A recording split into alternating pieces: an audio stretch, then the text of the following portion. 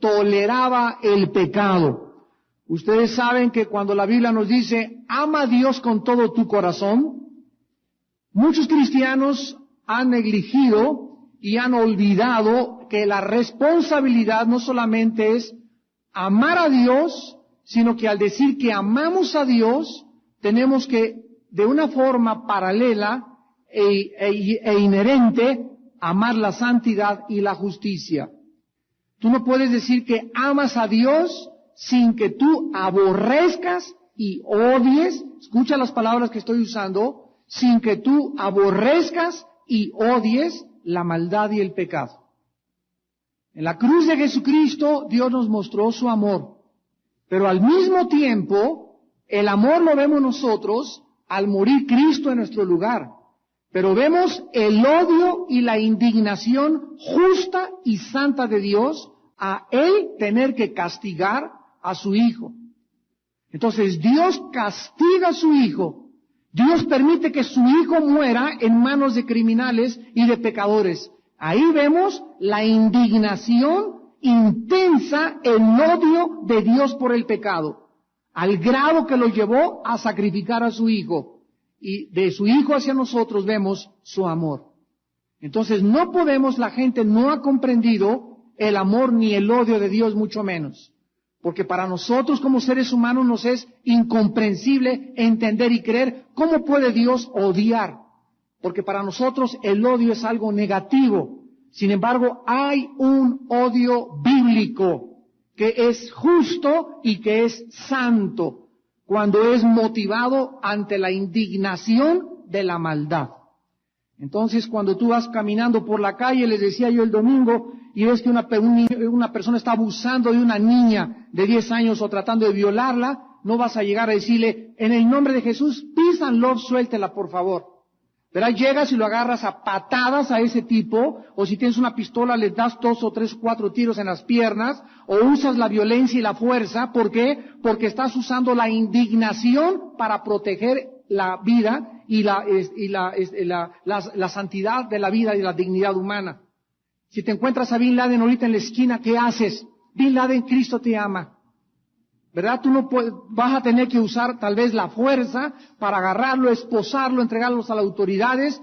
Y esta indignación que nosotros manifestamos ante el pecado y nuestro odio ante la maldad es justificable en la Biblia por Dios. Cuando el odio no es permitido es cuando es motivado sin tener ninguna base por motivos egoístas y para satisfacer nuestras emociones. En la Biblia el odio no es mucho más que una emoción. En la Biblia el odio es una actitud. No es una simple emoción, es una actitud, repito, ante la maldad y ante el pecado. Entonces, en este mensaje que en esta noche vamos a analizar, vamos a descubrir que no podemos nosotros como cristianos tolerar el pecado. Hace ratito teníamos una junta a los pastores y yo les comentaba que la gente tacha, por ejemplo, si pasara un carro ahorita de homosexuales así encuerados todos y en ropas menores, ¿qué haríamos los cristianos ante ellos? Si los agrediéramos, seríamos acusados de racistas, de intolerantes, de discriminarlos. Sin embargo, lo que deberíamos hacer es agarrar y voltear el coche con todos ellos para que se cayeran todos y se abrieran la bocota todos. ¿Por qué? Para proteger a los niños que los están viendo y porque no podemos permitir que inocentes sean ellos manchados y sean corrompidos por estas personas que de una forma vulgar y abierta tratan de rebajar las normas santas de la moral. Entonces la gente cualquiera diría, ay, que el cristiano yo creí que puro peace and love y puro misericordia y puro amor. El infierno es una prueba de que Dios odia el pecado. Y el infierno es una prueba que Dios no tolera el pecado. El infierno es una prueba de una indignación santa y justa por el pecado. ¿Por qué no lo podemos entender? Porque no comprendemos ni siquiera lo que es amar. Para nosotros el amar es el amor de Hollywood, es perdonar todo, y sin embargo ese concepto no está en la Biblia. Cuando las personas andan en las calles vino una persona antier y me dijo, Armando, como cristiano, puedo ir a la embajada americana, me invitaron a protestar contra la guerra de Estados Unidos contra Irak. ¿Un cristiano puede ir a hacer este tipo de manifestaciones pacifistas? ¿Qué le contestarías tú? Yo le contesté y le dije de ninguna manera. Y me preguntó por qué, y le dije, te voy a dar las razones. Porque hay una canción de los Beatles hace mucho tiempo que se llamó All You Need Is Love. Cuá, cuá, cuá, cuá, cuá. Y esa canción de solo todo lo que necesita es amor, es una utopía, es una mentira. Porque si viviéramos en un mundo donde no hubiera maldad, sí, todo lo que se necesitaría sería el amor. Pero en un mundo donde hay el pecado y donde hay maldad, no solamente se necesita ese amor, se necesita el uso de la fuerza y de la violencia. Entonces, creer que andar en la calle, no a la guerra de Irak, vamos a proteger esto y vamos a proteger aquello, es una utopía, es una falsedad. ¿Por qué? Porque por la paz las personas dictatoriales y las personas que tienen gobiernos totalitarios no van a soltar las armas. Se necesita ir a quitárselas por la fuerza. ¿Por qué? Porque hay guerras que son justas y hay guerras que son injustas. Entonces, ese pacifismo es creer en un sueño de marihuana, ¿verdad? De que por el puro amor se puede vencer el odio. Y no es cierto. La Biblia no nos enseña eso. Y la prueba está en la cruz de Cristo. Primero tuvo que cumplirse la justicia de Cristo para que Dios pudiera mostrarme su amor. Primero se tuvo que cumplir la justicia para que yo conociera la paz. No puede haber paz en un mundo de pecado si antes no hay justicia. Siempre la justicia precede al amor y a la paz. Así que tratar de buscar en un mundo de maldad y de pecado que haya paz sin que se aplique la justicia, sin que se persiga a los criminales, es una utopía. Es un mundo que no existe, repito, más que en el cuento de Aladino y la lámpara maravillosa. Entonces nosotros tenemos que elevar nuestra capacidad de comprensión, santos de Dios que me están escuchando. Tenemos que comprender cómo están funcionando las cosas. Tenemos que entender y pedirle al Espíritu Santo, Señor, ayúdame a comprender tu amor, pero también ayúdame a comprender tu odio, Señor. Tu odio por el pecado y por la maldad. Porque ese carácter lo tengo que tener yo también. Y si no tengo ese balance, esa ambivalencia dentro de mi corazón, no puedo verdaderamente decir que amo a Dios. Porque el amor no es ciego, la fe no es ciega tampoco. Existen razones profundas detrás de todos los mandamientos que Dios nos dio en su palabra. Y esta iglesia era una iglesia que toleraba el pecado.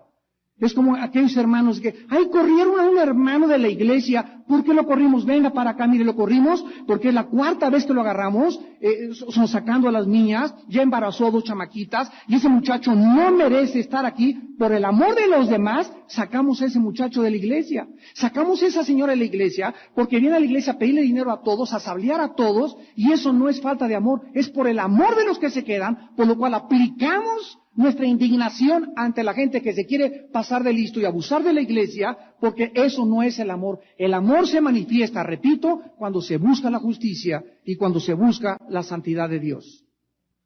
Entonces la gente cree que la misericordia es perdonar todo, arreglar todo, y te equivocas.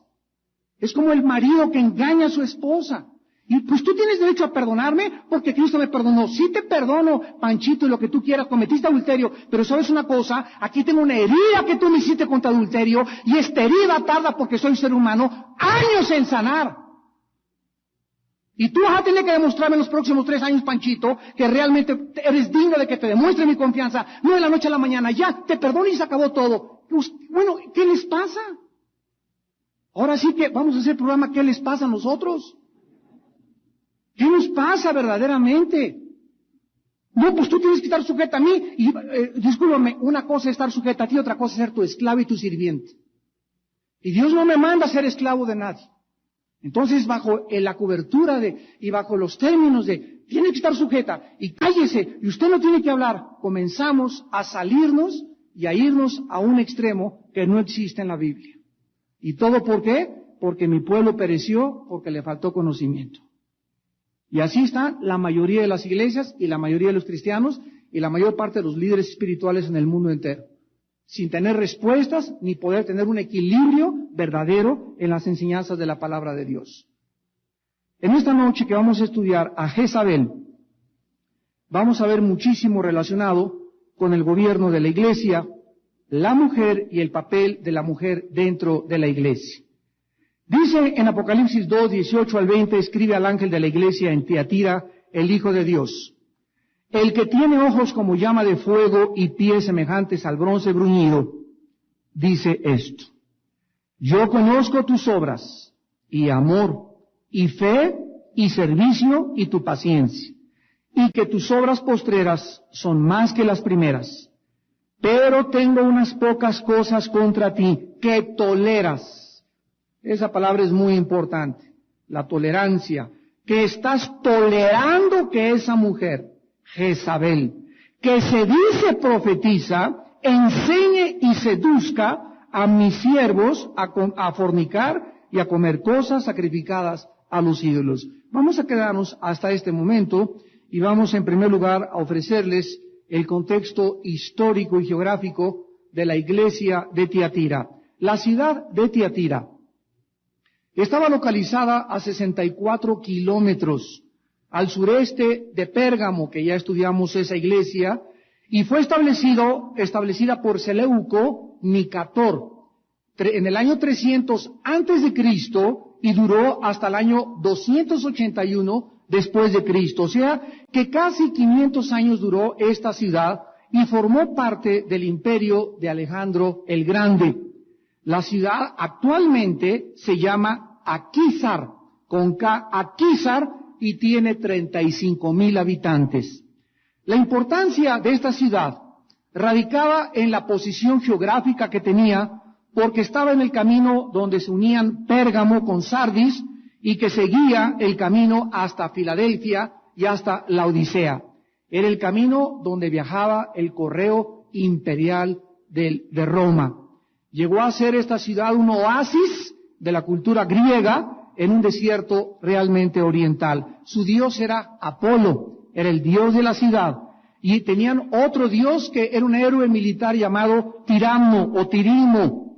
Y aparecía todavía en la arqueología moderna, en las monedas antiguas, montando un caballo y armado con un hacha y con un garrote. Ese era el héroe militar Tirimo de la ciudad de Tiatira.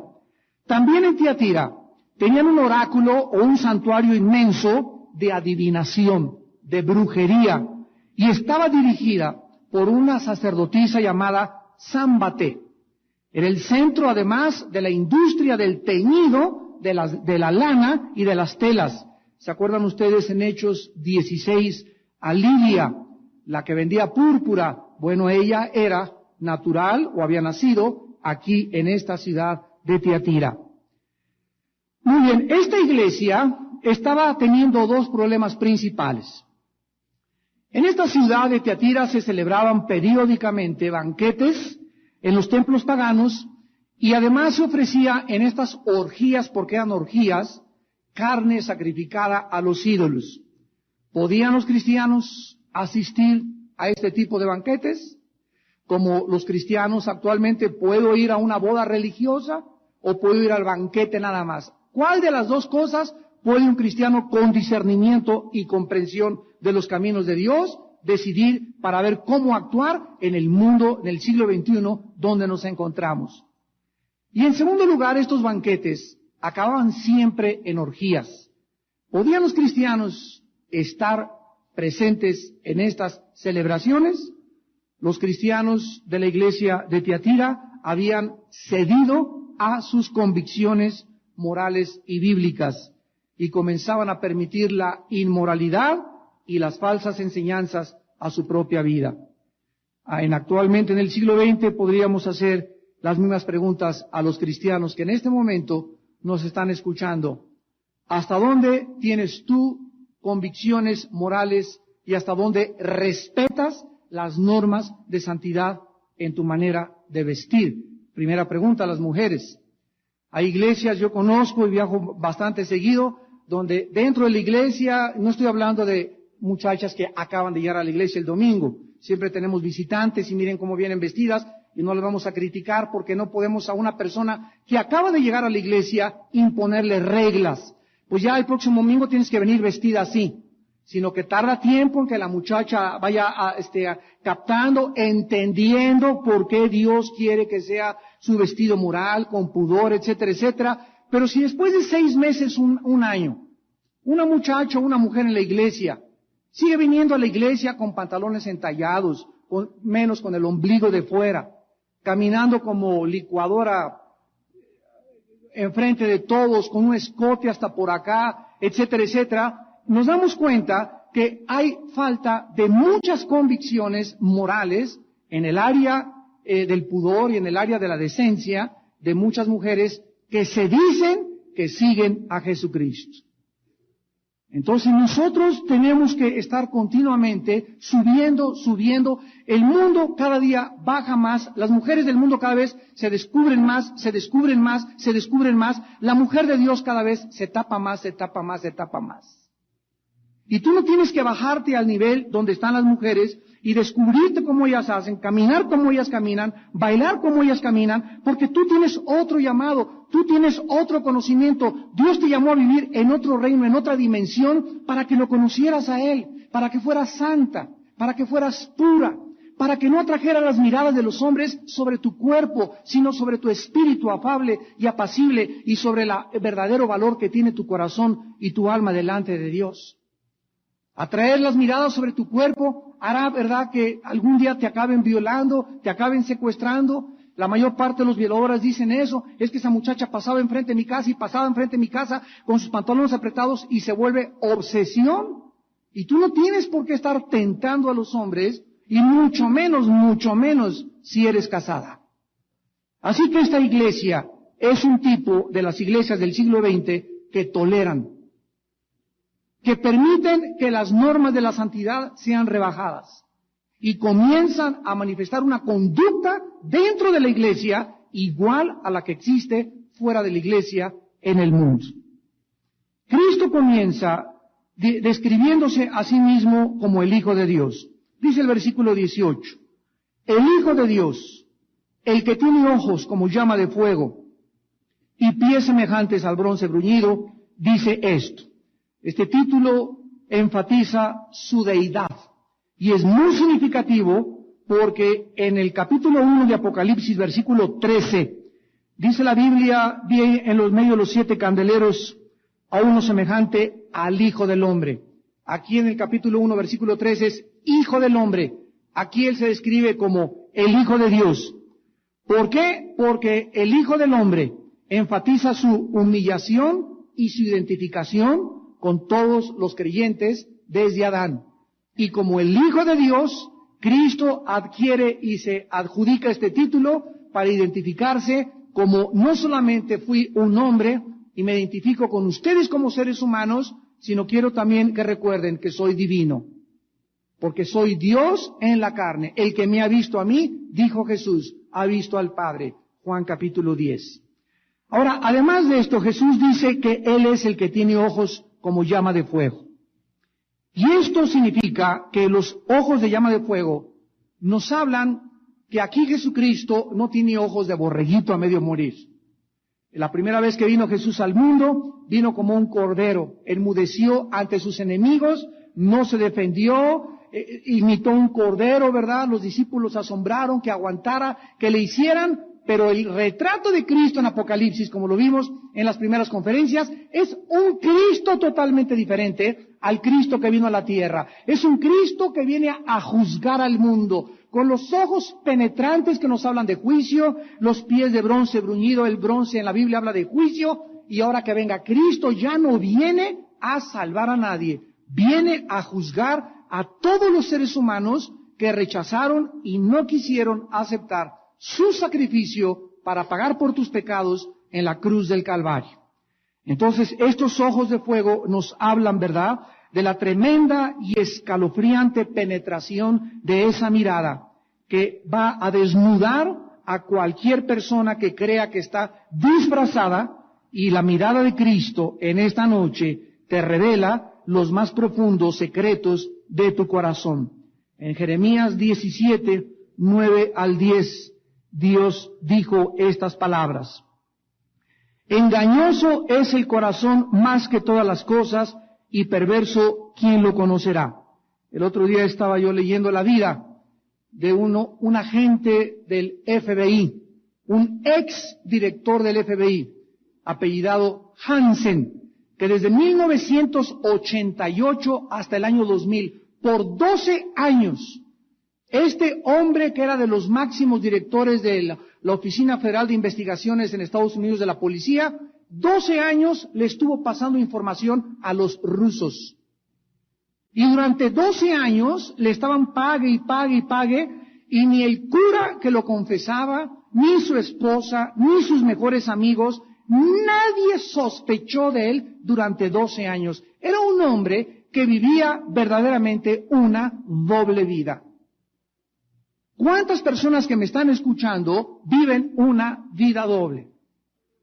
Que tienes tu amante escondidas y delante de tu casa y tu familia eres un hombre honorable y decente. Delante de la iglesia pones cara de San Martín de Porres y por acá robas, explotas a tus trabajadores, mientes, engañas, haces tranzas, tratas de sacar siempre la ventaja, usas a la gente, a tu esposa, quien se da cuenta cómo la tratas. Vives una vida doble.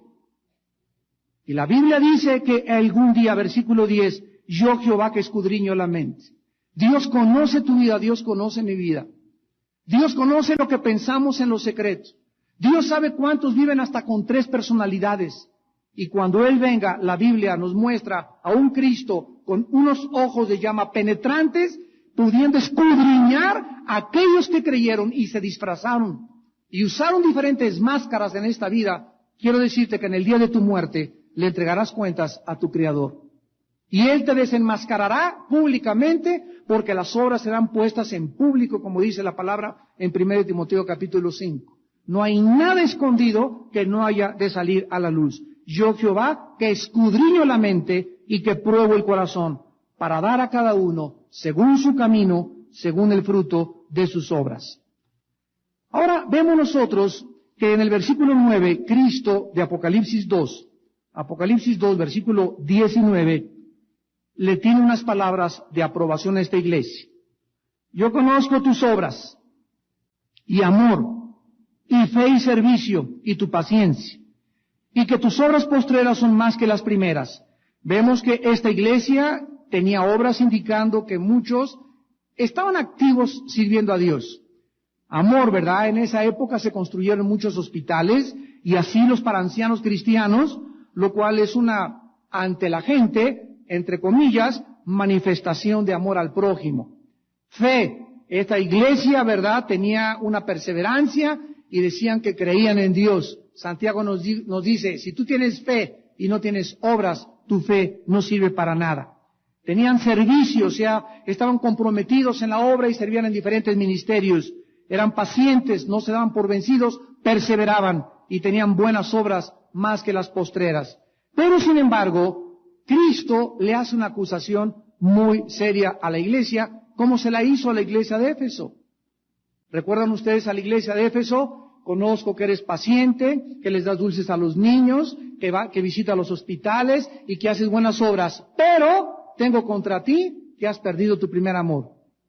Todo lo que la iglesia de Éfeso tenía quedaba reducida a cero porque Cristo les decía, hay algo más importante que todo lo que crees que has hecho, tu amor por mí. O sea, todo lo que has hecho, no lo has hecho de un amor nacido de tu comunión y de tu intimidad conmigo. Y con esta iglesia se repite otra vez, tienes paciencia, servicio, pero tengo algo contra ti. ¿Qué es esto? Que iba a hacer que se perdieran todas estas cosas buenas y virtudes y que Dios tenía contra estos cristianos y contra estos líderes.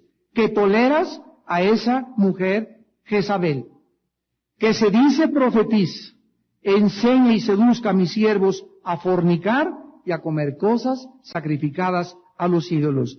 Vamos a comenzar un estudio muy breve de la mujer Jezabel. La palabra Jezabel significa en el hebreo deshonesta o perjura. Deshonesta. Esta palabra deshonesta en el hebreo nos habla de una mujer que no es sincera, que tiene motivos equivocados en todo lo que hace, que tiene deseos profundos de controlar, de dirigir y de dominar a los hombres.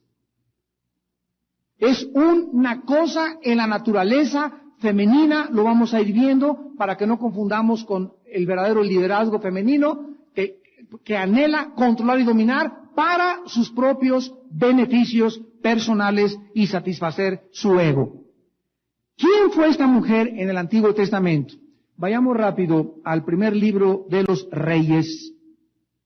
Primer libro de los Reyes, capítulo 16. 31. En el primer libro de los Reyes, capítulo 16, versículo 31, se nos enseña quién era esta mujer. Y está hablando aquí del rey Acab, que era rey de Israel, porque le fue cosa ligera andar en los pecados de Jeroboam, hijo de Nabat. Y tomó por mujer a Jezabel, hija de Baal, rey de los Sidonios, y fue y sirvió a Baal y lo adoró. Jezabel no era judía, era una mujer que se había casado con un rey judío. Y vemos nosotros inmediatamente la infiltración satánica. Esta mujer era perversa, era una mujer mala, era adicta a la hechicería, era adicta a la brujería. Ella conocía y servía muy bien a Satanás y a los ídolos falsos, y se casa con un hombre malo, también llamado Acab, porque dice el versículo 31 que le fue cosa ligera andar en los pecados de Jeroboam. O sea, cuando Acab se casó con Jezabel, este rey ya andaba en la maldad. Dice la Biblia, Dios los cría y ellos se juntan, ¿verdad? Dice Amós, andarán dos juntos sin que estuvieran de acuerdo, no. Entonces es común siempre que una persona es mala, a alguien que es malo se le pega. A un muchacho marihuano se le pega a uno que le guste la marihuana. Una muchacha que se acuesta con su novio, se le pega a una muchacha que también se va a acostar con su novio si sigues teniendo esa amiguita. Entonces dime con quién andas y te diré quién eres. Lo semejante, dice la Biblia, atrae a lo semejante. Entonces este hombre andaba en el camino del mal, viene el Satanás y le da el puntillazo, poniendo una mujer en su vida que era mala igual que él, pero él era Peter Pan comparado con ella. Porque ella era mala y perversa y fuerte de carácter, y él era malo y perverso y débil de carácter. Entonces nos damos cuenta quién gobernaba, quién dominaba y quién daba las órdenes en esa casa, en ese imperio, en ese castillo, en ese gobierno. Ella.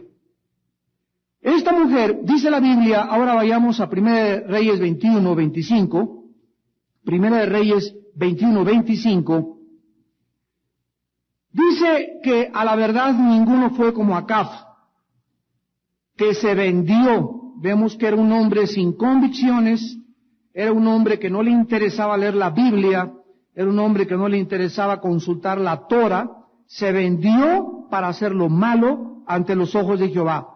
Porque Jezabel, su mujer, ¿qué cosa? Lo incitaba. Cuando tú vas en el camino de la maldad y te apartas de los caminos de Dios, vas a encontrarte amigos y amigas que andan en ese camino, y esos amigos y esas amigas van a darte el puntillazo o te van a acabar incitando para que te degrades más, para que desciendas más bajo, para que corrompas más y más tu corazón y para que te alejes cada vez más de Dios.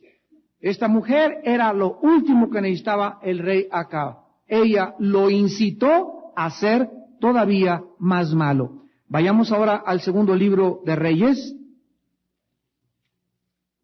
capítulo 9. Y vemos que esta mujer no solamente era mala, perversa, bruja, sino que también era prostituta y hechicera. Los tenía todos. Dice Segunda de Reyes 9, versículo 22. Cuando vio Joram a Jehú, dijo, ¿qué paz? ¿Hay paz, Jehú? Y él respondió, ¿qué paz? Con las fornicaciones de Jezabel tu madre y sus muchas hechicerías. Jehú fue el hombre que usó Dios para que matara a Jezabel. Y lo vamos a ver finalmente, ¿verdad? Que en un cuarto sube Jehú y busca a Jezabel. Ella se pinta porque se pintaba, ¿verdad? Con antimonio, unas ojerotas que se pintaba y unas chapotas que se pintaba. Ya, imagínense la cara de Jezabel, ¿no? Cualquiera se la puede imaginar.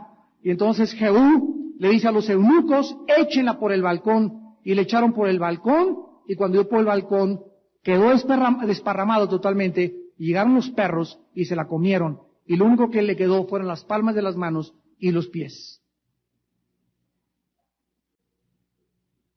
Esta prostituta y hechicera fue aquella a quien Dios la había juzgado. Ahí mismo en 2 Reyes 9, dice el versículo 30, vino después Jehú a Jezreel, versículo 30, del 2 Reyes 9, y cuando Jezabel oyó, se pintó los ojos con antimonio, atavió su cabeza y se asomó por una ventana.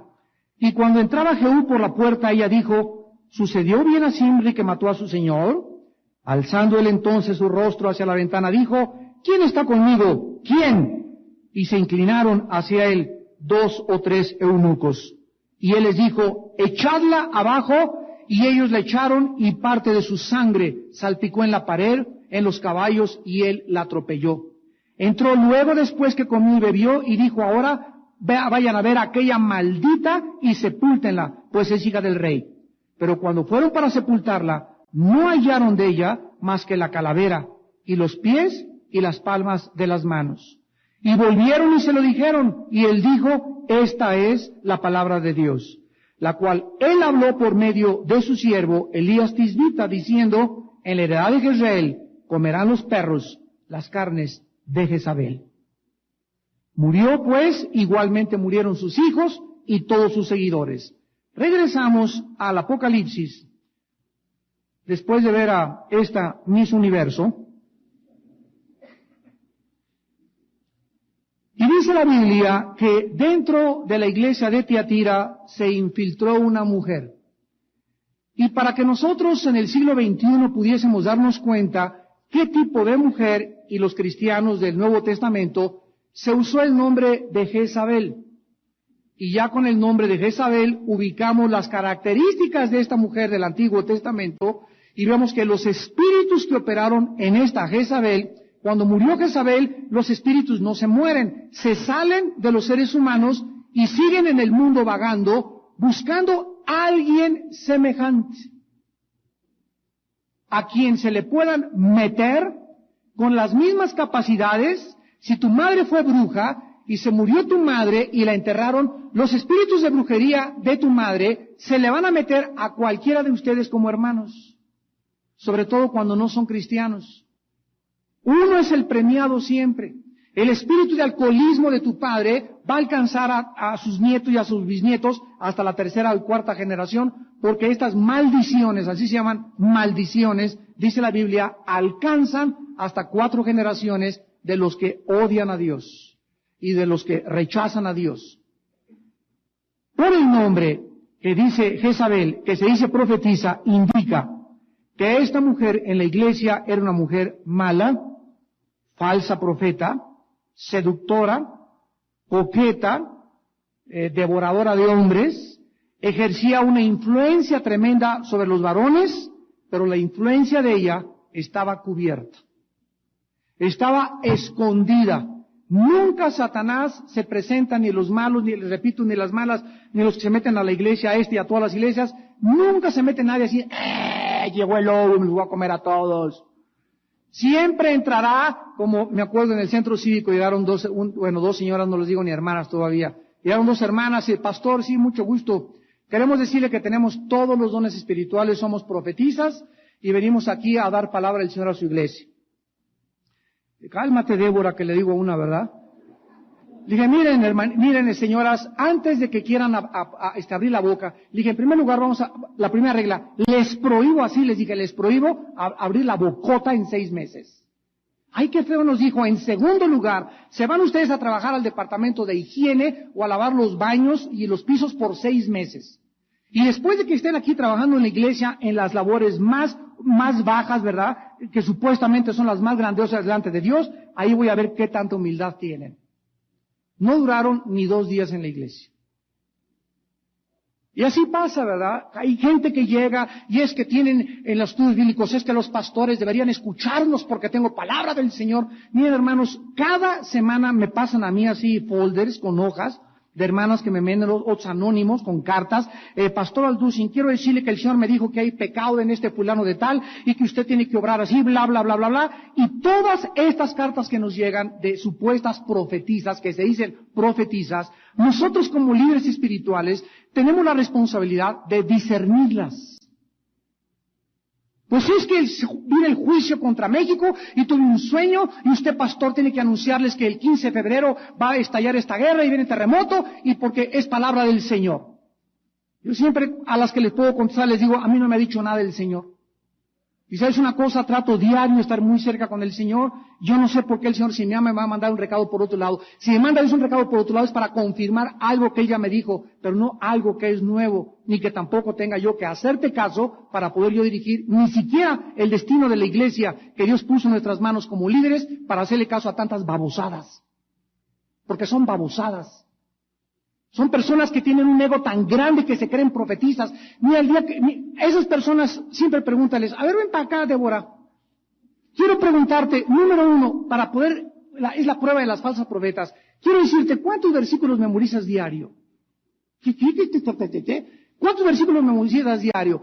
Mira, para que puedas ser profeta de Dios, es la persona que anuncia los oráculos de Dios. Un profeta no es necesariamente el que anuncia el futuro, sino que es la persona que habla la conforme a la palabra de Dios. Si tú no estás llena de la palabra de Dios y no memorizas la palabra de Dios, ¿de dónde me sacas tus babosadas?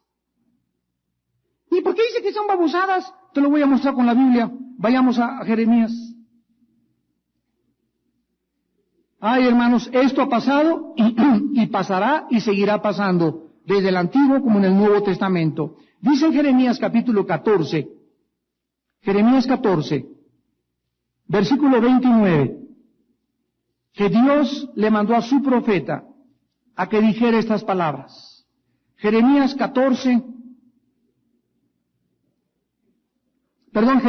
versículo 14. Jeremías 14. Me dijo entonces Jehová, falsamente profetizan los profetas en mi nombre. No los envié, ni les mandé, ni les hablé. Visión mentirosa, adivinación, vanidad y engaño de su corazón os profetizan. Engaño de su corazón os profetiza.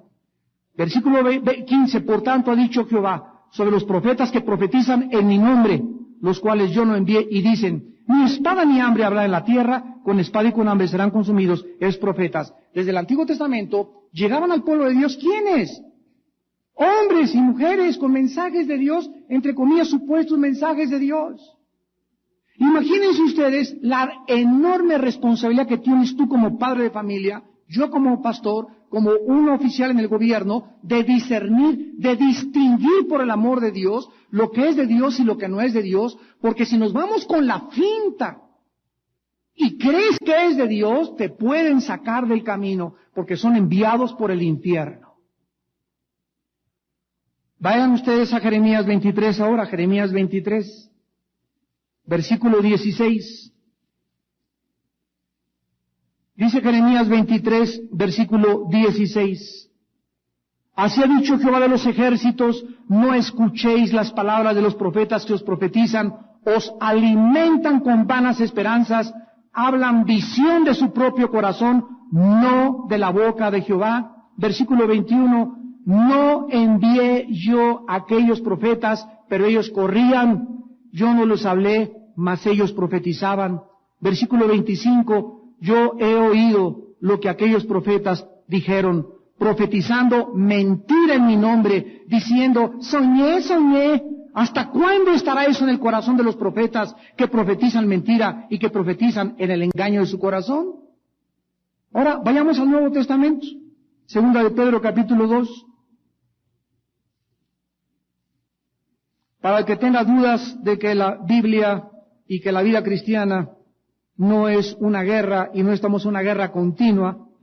En las guerras están ambos bandos, los países, tratando de interceptar los mensajes mentirosos de los mensajes correctos para que los enemigos no los hagan caer en su trampa. Juego de espías se llama esto. Bueno, en la guerra espiritual también lo hay. El diablo va a mandar a tu casa, va a mandar a tu matrimonio, va a mandar a tu familia, nos va a mandar aquí a la iglesia, falsos profetas. Mensajes mentirosos que no vienen de Dios. En segunda de Pedro dice, hubo también falsos profetas entre el pueblo, como habrá entre vosotros falsos maestros, ¿qué harán? Introducirán encubiertamente, ahí está, cubierto, disfrazado, herejías destructoras, y negarán al Señor que lo rescató, atrayendo sobre ellos destrucción repentina. Ahora vean 1 Juan capítulo 4, ¿cuál es la orden que se nos da? 1 Juan capítulo 4, versículo 1. Amados, no creáis a todo espíritu. No te vayas con la finta, no creas cualquier mensaje que te dan, no creas cualquier visión que te dijeron, cualquier sueño que te aparecieron, cualquier carta que te manden. No lo creas tan fácilmente, sino prueben los espíritus. Prueba el espíritu si es de Dios, porque muchos falsos profetas se han salido por el mundo. Ahora vean 2 Corintios 11, 2 Corintios 11, versículo 13 al 15. 2 Corintios 11, del 13 al 15, porque estos son falsos apóstoles, obreros fraudulentos que se disfrazan. Esa carita que tú le veas y porque la hermana sí tenga carita de piedad y a mí me mandó el Señor y tengo esto y tengo aquello. Aguas, aguas, aguas, ojo, ojo, ojo. Se disfrazan como apóstoles de Cristo y no es maravilla porque el mismo Satanás se disfraza como ángel de luz. Así que no es extraño si también sus ministros se disfrazan como ministros de justicia cuyo fin será conforme a sus obras. Vivimos un tiempo peligrosísimo. ¿Quién lo puede negar? Donde Satanás mandará un ejército a las iglesias del mundo entero, a nuestra iglesia y a todas las iglesias. Y todas las personas así que llegan nuevas y que ya quieren ser profetas y que mensajes y que mandan cartas y que los pastores tenemos que hacerles caso. Cuidado, pastores que me escuchan. Cuidado. Ahí en el Perú hubo un caso muy sonado. Llegó una mujer a una iglesia y le dijo al pastor que ella era profeta y que tenía mensajes de Dios. Y el pastor, Dios la bendiga, gracias a Dios por su don. Esta mujer, fíjense lo que hizo, comenzó a ir a los estudios bíblicos que tenía la iglesia en algunas casas. Y esto sucedió también en Bolivia y todo el área de los Andes. Y anduvo recorriendo como 30, 40 iglesias como por 2 o 3 años. Y en cada estudio bíblico que iba, se paraba, el Señor me dice en este momento que no le hagas caso a tu pastor. Que la esposa del pastor vive en pecado contra la verdad de la palabra de Dios. Para eso no tenemos absolutamente ninguna tolerancia. Ahora vamos a 1 de Timoteo, capítulo 2.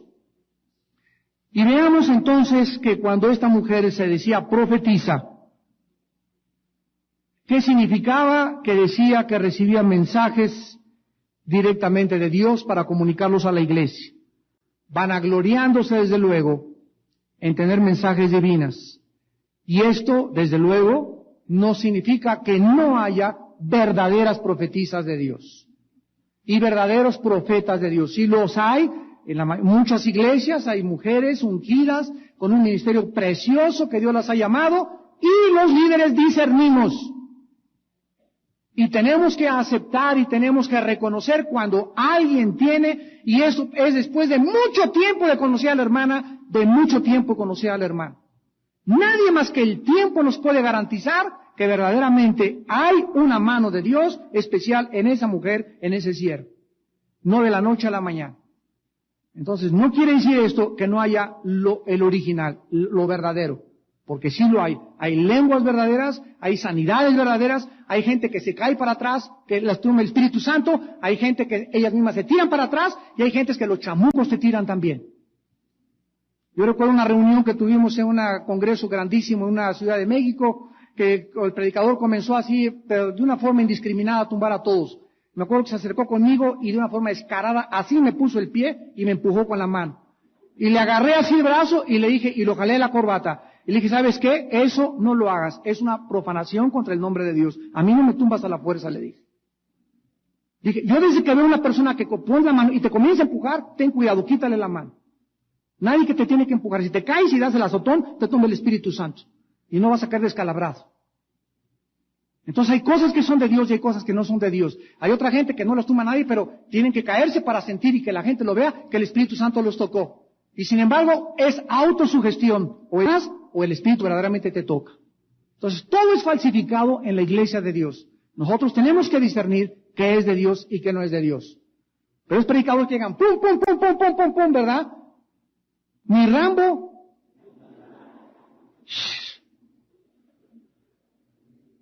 Ahora, la enseñanza que nosotros vamos a deducir rápidamente, ¿verdad? Dice en 1 Timoteo capítulo 2, versículo 11 y 12, que el Espíritu Santo nos enseña que la mujer aprende en silencio con toda sujeción, porque no permito a la mujer enseñar ni ejercer dominio sobre el hombre, sino estar en silencio.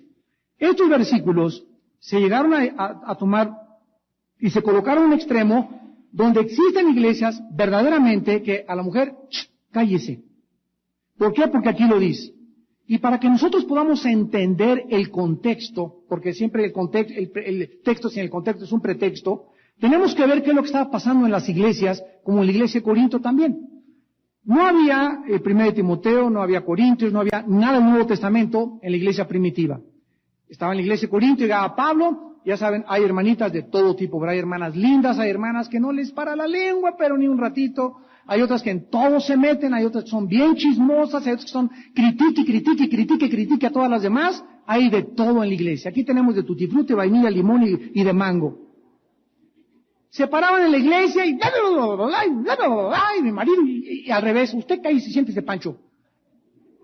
Entonces, el Espíritu Santo ilumina a Pablo y le dice, mira, hay que recordarles, 1 Corintios 11:3, que el hombre es la cabeza de la mujer. Y que la mujer debe demostrar ante la gente que verdaderamente está sujeta a su marido. ¿Cómo? Dejándolo hablar al primero. Cuando siempre nos traen a los pastores una pareja, y llega una pareja, oiga pastor, queremos hablar con usted, y ella comienza, digo, vamos a calmarnos, el que debe hablar es él. Entonces tú también no debes de tolerar esto con mucha humildad con tu esposa, mi amor, permíteme, pero déjame tomar a mí y explicar al pastor cuál es el problema. Pero desde ahí, desde que viene la consejería, te das cuenta a quién le amanece el gallo. ¿Cuál es la enseñanza principal la mujer puede enseñar? Porque había profetisas, había diaconisas, Romanos 16, como lo vamos a ver en la próxima clase. El problema era que la mujer no abuse y trate de levantarse en un nivel de usurpar, dice claramente, o ejercer dominio sobre el hombre, ni en la casa, ni en la iglesia, ni en el gobierno. Esto es muy importante de poder comprenderlo. Todos los hombres que se describen en el Nuevo Testamento, todos los nombres para describir a los líderes se encuentran en género masculino. Damas y caballeros, teólogos que nos están escuchando, todos los nombres, obispos, episcopos, ancianos, presbúteros, pastores, todos los nombres que se usan para designar a los líderes o el liderazgo, con excepto de diaconisa, que no es líder, es un ayudante en Romanos 16, todos están en género masculino en la iglesia. Dios le entregó al varón la autoridad.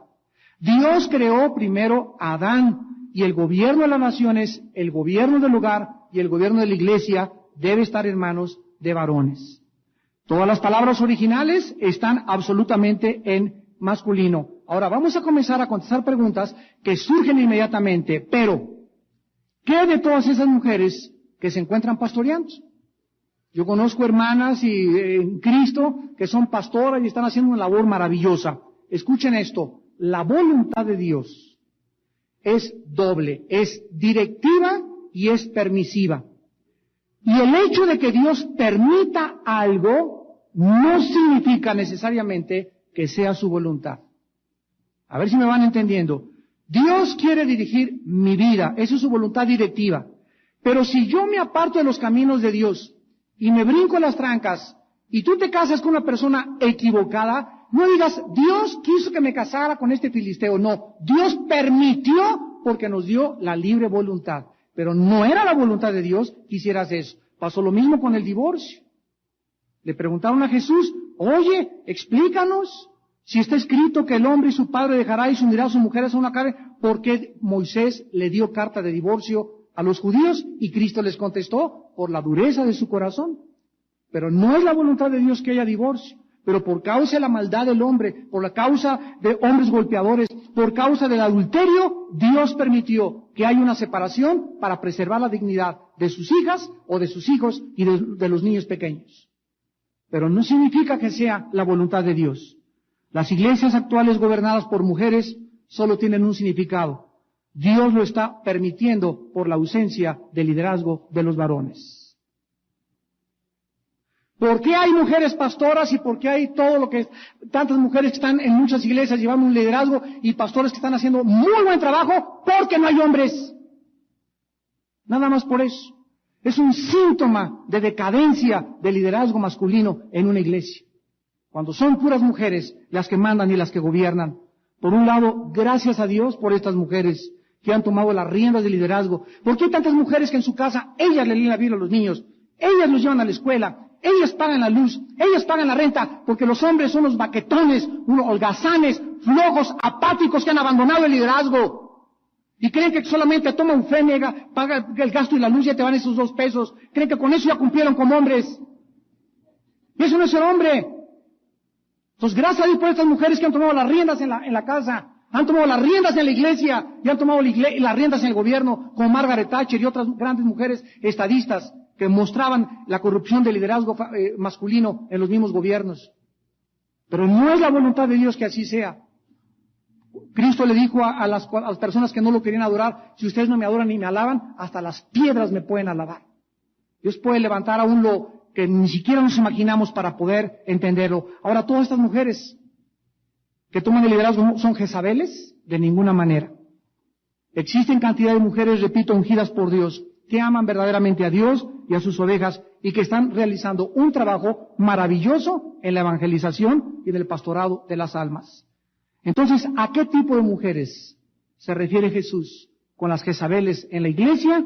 A estas mujeres que tienen espíritu de control, dominio, manipulación, chantaje y la usurpación de la autoridad masculina, tanto en el hogar como en la iglesia.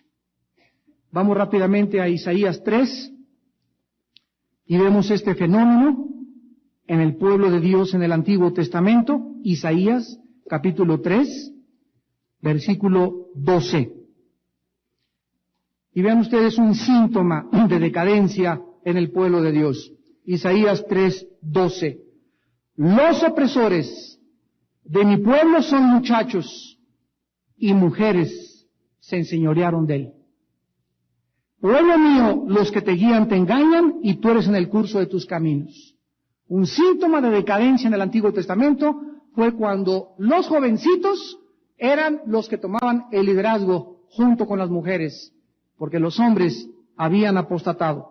Los hombres andaban fornicando, andaban viendo pornografía, andaban emborrachándose, traicionando a sus mujeres, siendo desleales a sus hijos y a su propio matrimonio, y por eso Dios los hace a un lado y levanta a las mujeres y bendice a las mujeres como lo está haciendo en el siglo XXI en que estamos viviendo.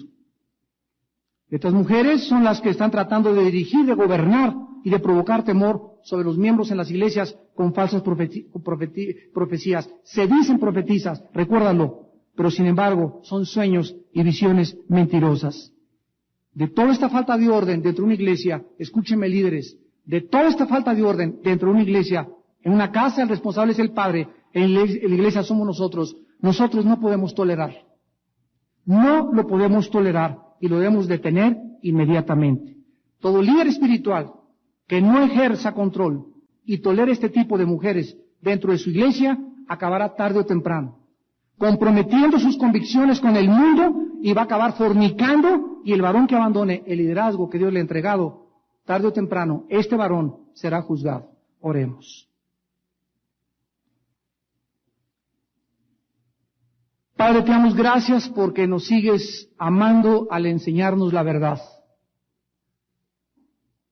Sabemos que no puede existir el amor sin la verdad, porque el amor no es ciego, ni tu misericordia tampoco. Te damos gracias porque nos has dejado delineado en la Biblia claramente el orden de la iglesia, el orden en el hogar y el orden en las naciones. Y te damos gracias, Señor, por las mujeres, la ayuda idónea que has traído a nuestra vida y nuestro matrimonio, que nos ayudan y nos fortalecen a seguir adelante.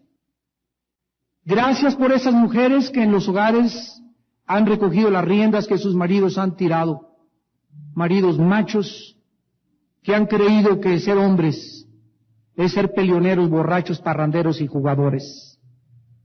Gracias por esas mujeres valientes, Padre, que han sido abusadas y que tú tienes grandes recompensas para ellas. Gracias por las iglesias también, donde los hombres abandonaron el liderazgo y creyeron que la religión era cuestión de las mujeres, y las mujeres levantaron las riendas y están predicando tu palabra santa. Gracias por ellas. Gracias por todos aquellos corazones que solo tú conoces, que son rectos delante de ti, que te aman sinceramente y que aceptan el diseño establecido por ti en tus sagradas escrituras. Gracias, Padre, porque al poner al hombre como cabeza de la mujer, nunca quisiste significar que seamos mejores que ellas, ni que las tengamos también que aprovechar dominándolas, ni convertirlas en nuestras esclavas y menos en nuestras sirvientas, porque Dios, la Biblia dice que debemos tratarlas como mujeres frágiles, como vasos frágiles, coherederas de la gracia con nosotros, para que nuestras oraciones no tengan estorbo. Pero si tú eres una mujer que tienes este matriarcado que heredaste tal vez, y que te gusta dominar y en tu sangre está el controlar a tu marido, entrégaselo a Dios en esta noche. Porque si tú continúas avanzando, tus hijos van a crecer lastimados e inseguros. Dios creó el diseño de Dios en el hogar para que el varón sea la cabeza.